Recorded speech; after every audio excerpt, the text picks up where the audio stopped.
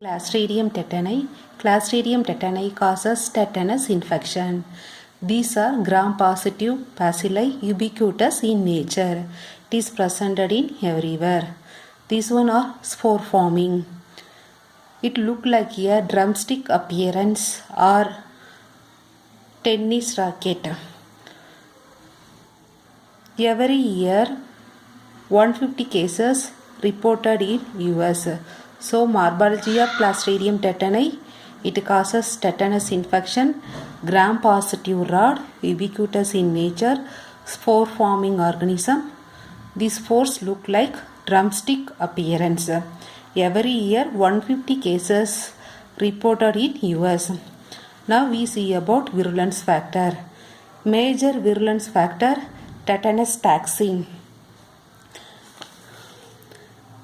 Tetanus toxin is otherwise called as tetanospasmin.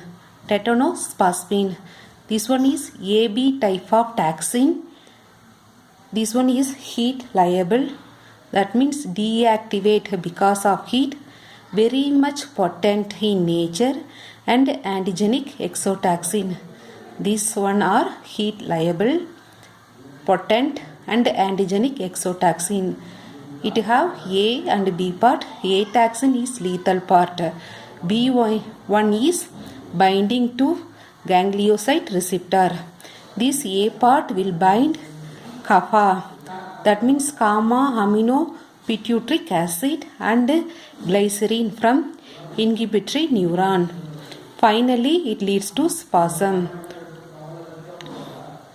So, virulence factor, major virulent factor is tetanus toxin. It have AB type of toxin. This one is heat liable, potent and antigenic exotoxin. A toxin and B toxin. A toxin is a lethal part. B part bind to ganglioside receptor. A part causes muscle spasm. Then epidemiology. We know already spores are ubiquitous in nature. It is mainly presented in soil. Then it will enter to the puncture wound. 150 cases occur in US. Pathogenesis. Clostridium tetani spores in wound because of anaerobic environment and low blood flow. It will enter to the wound. After that, it will change into these spores is change into vegetative form. After that only it will release toxin. What type of toxin? Tetanus toxin. It have A and B part.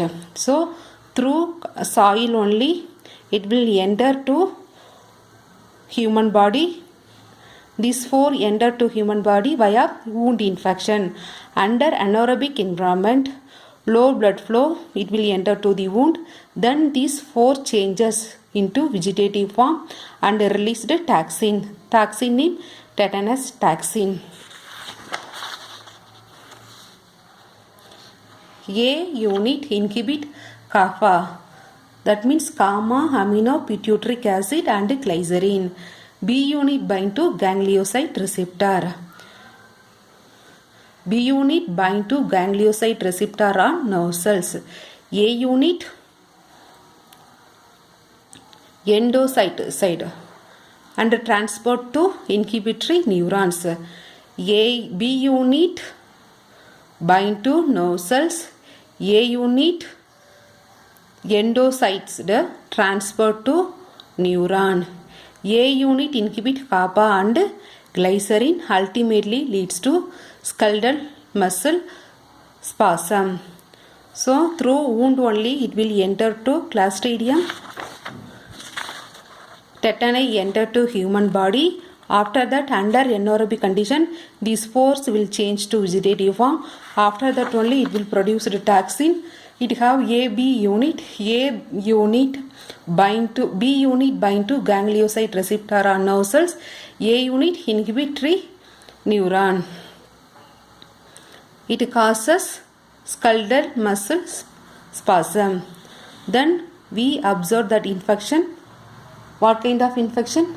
Master and rhesus sartonicus. Rhesus sartonicus. What kind of infection we can see? master, that means lockjaw, and rhesus sartonicus, lockjaw, both are. Then clinical future, incubation period 2 to 4 weeks.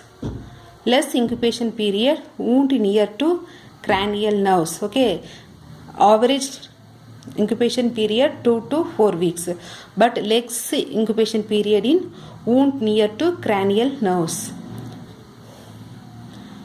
Master muscles get infected leads to lockjaw. Then it also causes severe spasm. This spasm of respiratory causes more mortality. And pharyngeal muscles, it causes dysphagia, and back muscles will affect. That condition name is called as opisthotonus, and also causing sweating, hyperthermia, and cardiac arrhythmias, and increases mortality rate will cause us neonate and early patient. Clinical future, incubation period 2 to 4 weeks. Less incubation period where wound near to the cranial nerves. Then master muscles get infected. Then it causes severe spasm. This spasm of respiratory increases mortality rate, and it causes dysphagia. Then back muscle will affect. That condition name is called as opisthotonus, sweating, hyperthermia. Then increases mortality rate in neonate and early patient.